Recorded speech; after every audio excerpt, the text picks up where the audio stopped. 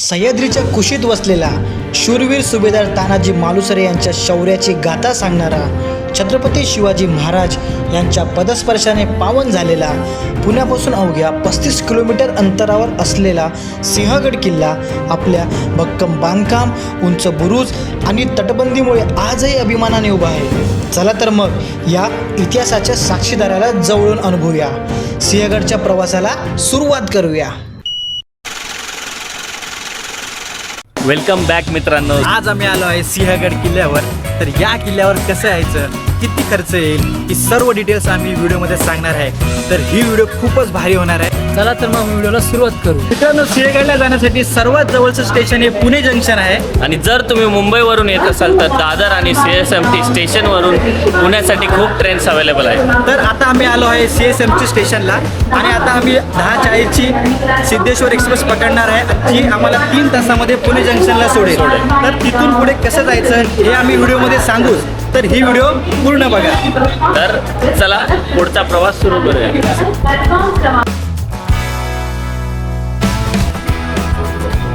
ते आपला मित्र राहुल जागा पकडून बसलेला आहे. भाव आहे, भाव. भाव, इज्जत आहे, इज्जत. थँक्यू. अरे भाई तेरे को बोला ना एक बार चुप है, चल पीछे हो जा.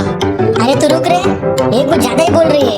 इतना मुश्किल से मैंने ये सीट पकड़ा है और उसको फोकट में बैठना है, तो मेरे पे ही चढ़ रही है. साला हल्के में ले रहे अपने को.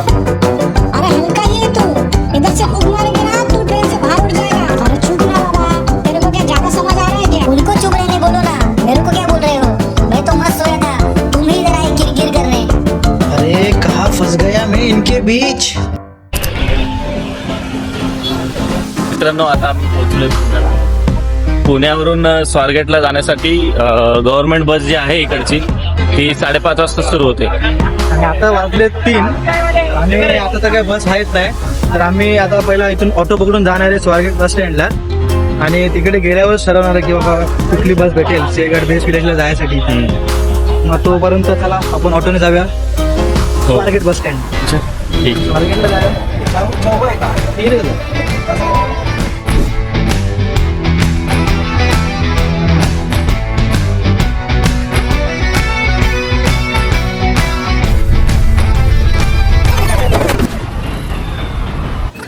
आम्ही सकाळी 4 वाजता स्वारगेटला पोहोचलो आणि पहिली बस स्वारगेटहून 5:30ला सुटणार होती. मग विचार केला, चला तोपर्यंत थोडा टाइमपास करू.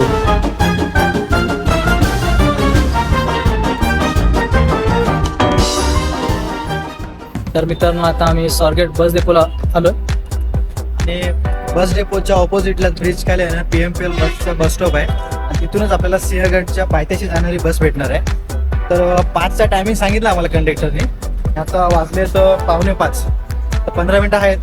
तो बोला चला बस स्टॉपला जाऊ, बघूया बस भेटते काय. लवकर याल तर बरं आहे. त्या 1 तासाचं रनिंग होणार आहे बसमध्ये पूर्णपणे. जवळजवळ हे 30 किलोमीटर लांब आहे स्वारगेट बस डेपो पासून. तो ब्रिज आहे, ब्रिज दाखव. प्लीज जागा.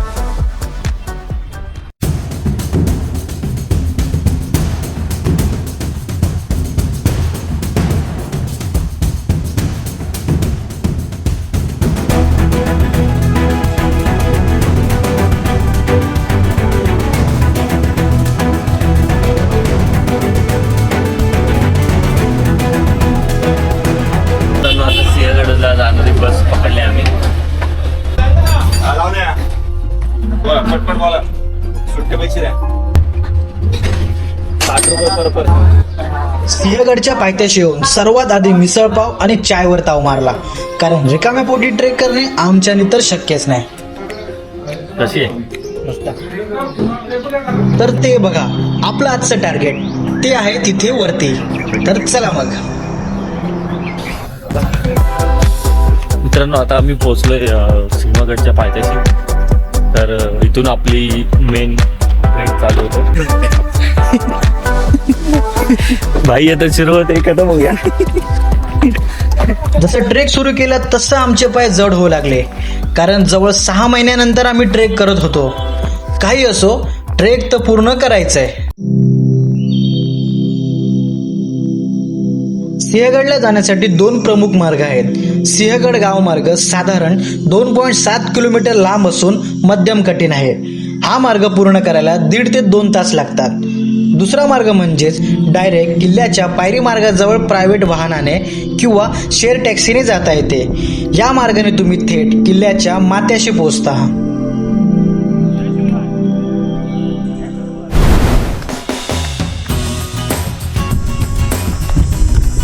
ॲक्च्युली आमचं सीन काय झालं सांगतो तुम्हाला.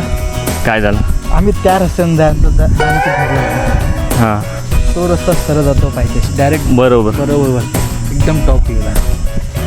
पण आम्ही बसमध्ये झोपलो आणि आम्ही त्या चौकात उतरलोच नाही.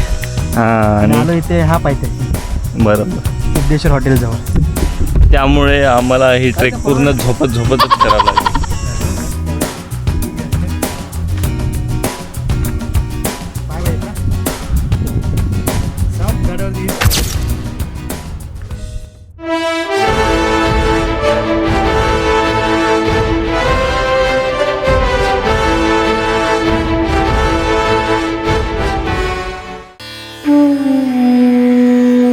मध्ये रस्त्यातच एक छोटं मंदिर आहे.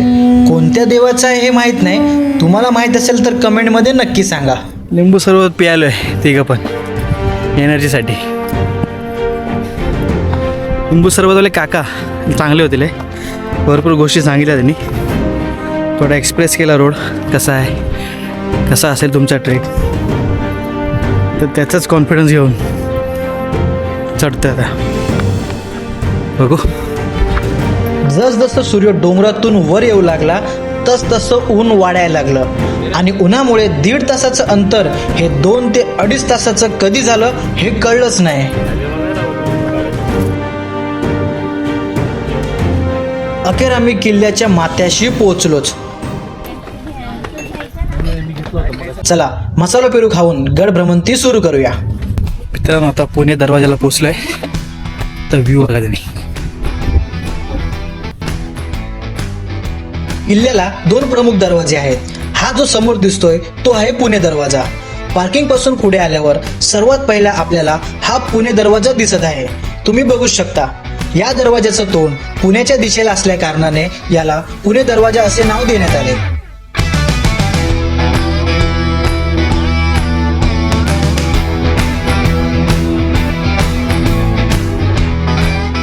किती लेवल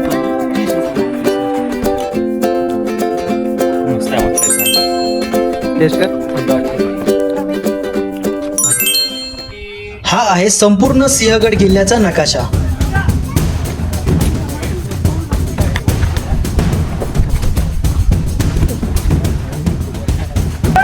पुणे दरवाजातून आत आल्यावर आपल्याला 3 अजून छोटे दरवाजे पाहायला मिळतात आणि ते 3 दरवाजे पार केल्यानंतर आपल्याला समोर दिसतो तो तोफखाना. किल्ले सिंहगडवरचा तोफखाना या बाजूला.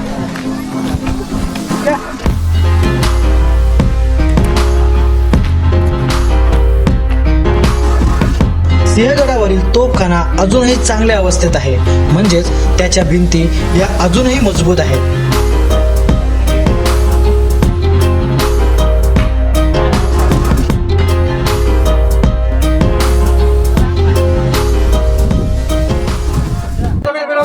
मित्रांनो बघा इथे बोर्ड लिहिलंय घोड्याची पागा. हे सगळं आतमध्ये येते म्हणजे इथे घोडे ठेवले जात असतील. आतमधलं स्ट्रक्चर तर टाकीसारखं दिसतं. पण बघा इथे काय पूर्ण हा एक मोठा कातळ आहे.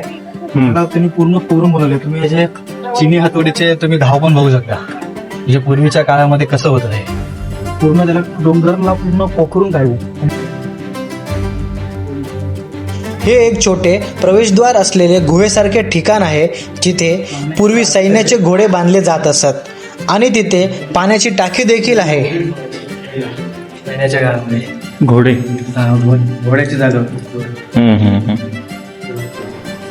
सिंहगड किल्ल्यावरील ही एक प्राचीन दगडी घोड्याची पागा आहे जी यादवकालीन किंवा त्यापूर्वीची मानली जाते. कल्याण दरवाजा. मित्रांनो आम्ही आता सुभेदार तानाजी मालुसरे यांची समाधी बघायला चाललेलं आहे. तर इथे बघा कन्स्ट्रक्शनचं काम चाललंय छोटं मोठं. काहीतरी रिनोव्हेशन करतात वाटते हे पूर्ण. तर चला शूरवीर सुभेदार तानाजी मालुसरे यांच्या समाधीचं दर्शन घेऊया, पण त्याआधी त्यांचा इतिहास जाणूया.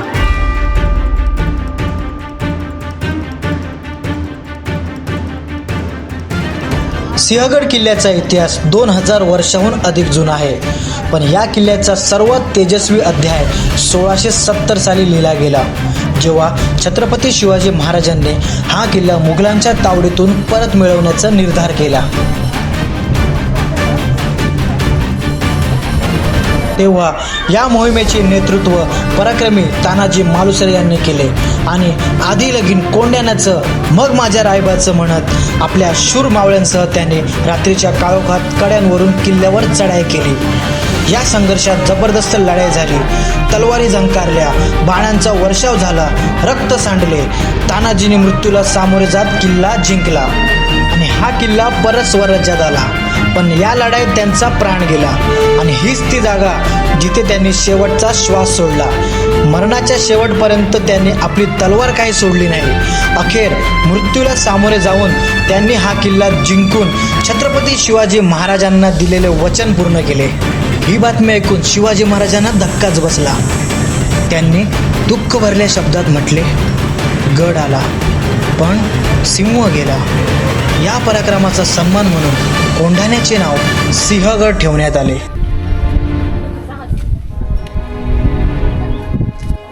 समाधीच्या बाजूलाच पुरातन असे अमृतेश्वर भैरव मंदिर आहे.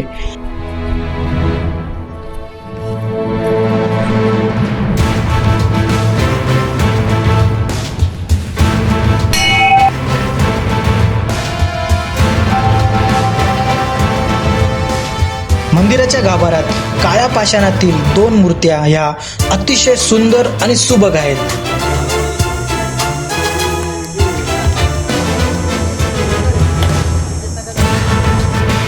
तसेच मंदिराच्या बाहेर दोन्ही बाजूला तोफ गाड्यांसह तोफा ठेवल्या आहेत.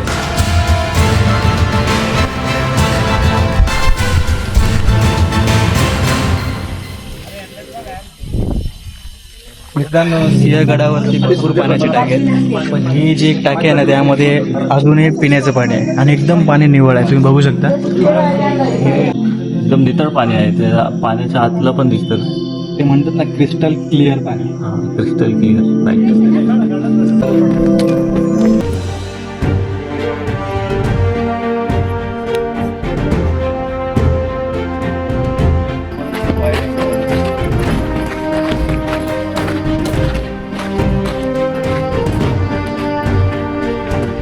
मित्रांनो, आता आम्ही कल्याण दरवाजाकडे जात आहे.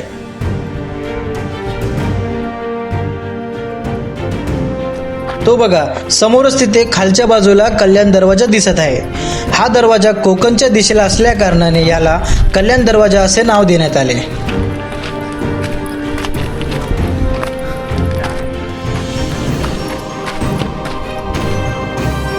पहा मित्रांनो, कल्याण दरवाजा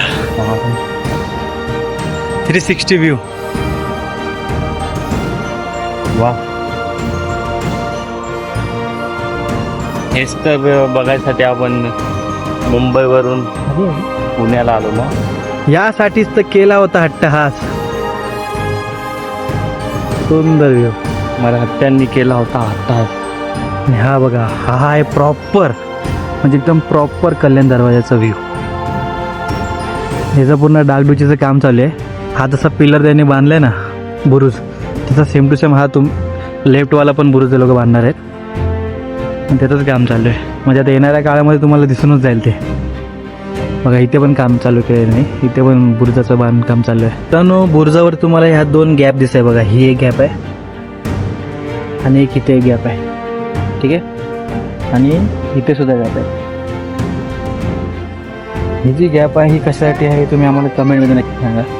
आणि खाली बघा हा तिचा दरवाजा आहे. कल्याण दरवाजा हा गडाच्या पश्चिमेस आहे. कोंढणपूरवरून पायथ्याच्या कल्याण गावातून वर आल्यास ह्या दरवाजातून प्रवेश करता येते. हे एका मागोमाग असे 2 दरवाजे आहेत.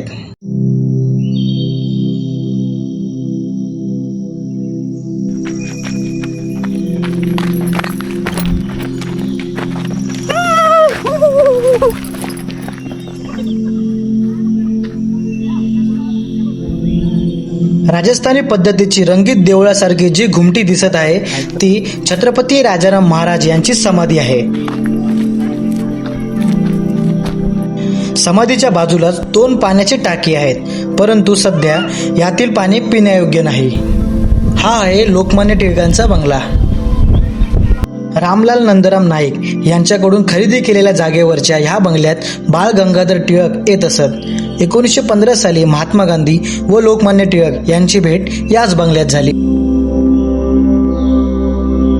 सिंहगडची सफर स्थानिक पदार्थाशिवाय अपूर्ण आहे. किल्ल्यावर आणि पायथ्याशी असलेल्या टपऱ्यांमध्ये अस्सल मराठमोळ्या चवीचे पदार्थ मिळतात. गरमागरम पिठलं भाकरी आणि झुणका भाकर खाल्ल्याशिवाय ट्रेकिंगचा थकवा जातच नाही. सिंहगडला जर तुम्ही प्रायव्हेट व्हेकलने आलात तर तुम्हाला तुमचे व्हेकल इथेच पार्क करावे लागेल आणि शेअर टॅक्सी सुद्धा तुम्हाला इथेच सोडते. शेअर टॅक्सीचे एकतर्फा भाडे हे 70 रुपीज पर पर्सन आहे. सिंहगडला तुम्ही ट्रेन, बस आणि प्रायव्हेट व्हेकलने सुद्धा येऊ शकता. जर मुंबईहून येत असाल तर CST वरनं सर्वात आधी पुणे जंक्शनला या. त्याचे तिकीट पर पर्सन 100 रुपये आहे. मग तिथून ST किंवा रिक्षा पकडून स्वारगेट बस डेपोमध्ये या. त्याचे तिकीट साधारणतः 30 ते 40 रुपये आहे. स्वारगेट बस डेपोमधून तुम्हाला सिंहगड पायथ्याशी जाणारी बस मिळेल. त्याचं तिकीट पर पर्सन 60 रुपये आहे. मग पायथ्यापासून आपला ट्रेक सुरू होतो आणि रिटर्नसाठी पण सेम प्रोसेस आहे. अशा प्रकारे तुम्ही 400 रुपीज पर पर्सनमध्ये सिंहगड ट्रेक कंप्लीट करू शकता. बाळूमामाची मेंढरं ही महाराष्ट्रातील धनगर समाजाचे आराध्य दैवत संत बाळूमामा यांच्याशी संबंधित एक श्रद्धेचा विषय आहे. बाळूमामांचे मेंढरांना पवित्र मानले जाते आणि भक्तांचा असा विश्वास आहे की त्यांचे आशीर्वाद या मेंढराच्या माध्यमातून भक्तांच्या घरी पोहोचतात. खरंच यांना पाहून पूर्ण दिवसाचा क्षीण निघून गेला. बाळूमामाच्या नावानं सांग बरं. तर मित्रांनो, अशा नवनवीन व्हिडिओसाठी आमच्या चॅनलला नक्की सबस्क्राईब करा. व्हिडिओ आवडला असेल तर लाईक करा, शेअर करा आणि व्हिडिओ कसा वाटला हे कमेंटमध्ये जरूर कळवा. तुमचा एक प्रतिसाद आम्हाला अजून चांगलं काम करण्याची प्रेरणा देतो. चला तर मग भेटूया पुढच्या व्हिडिओमध्ये एका नव्या आणि भन्नाट ठिकाणी. जय शिवराय, जय शंभूराजे, हर हर महादेव.